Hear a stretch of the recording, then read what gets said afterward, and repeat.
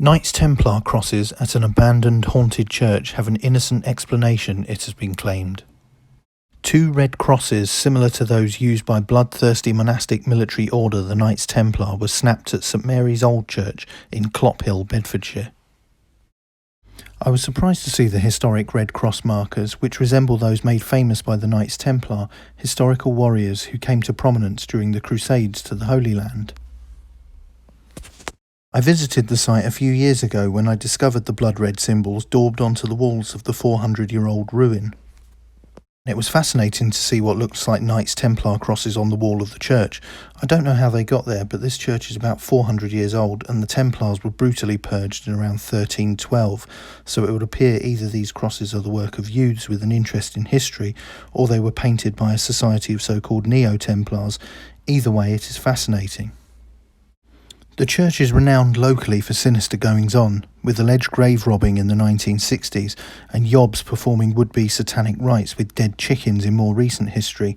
The site has been so plagued by cranks and wannabe cultists that CCTV has been installed to ward off nighttime visitors.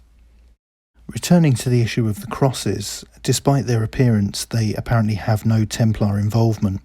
Emily Hackinson, assistant warden at Clophill Village Trust, told me, "The crosses you're referring to were uncovered during the restoration of Old St Mary's Church and are left over from pre-Reformation days in the 16th century. These would have been common in churches, you can actually see them in Canterbury Cathedral, but most were lost over time or painted over during the many religious changes in England over the past 500 years. There would originally have been 14 of these crosses and they were part of the Stations of the Cross.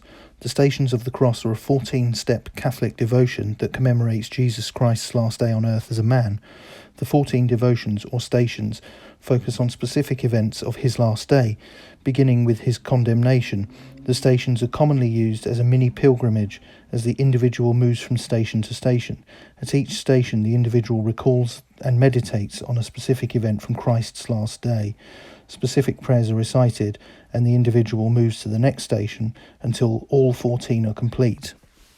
The Stations of the Cross are commonly found in churches as a series of 14 small icons or images.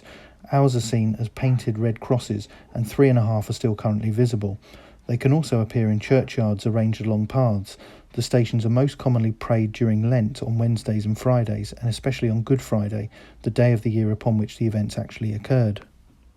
She added, "They do not have any connection with the Knights Templar, I'm afraid, and we are very lucky that they were preserved so that we can still see them today.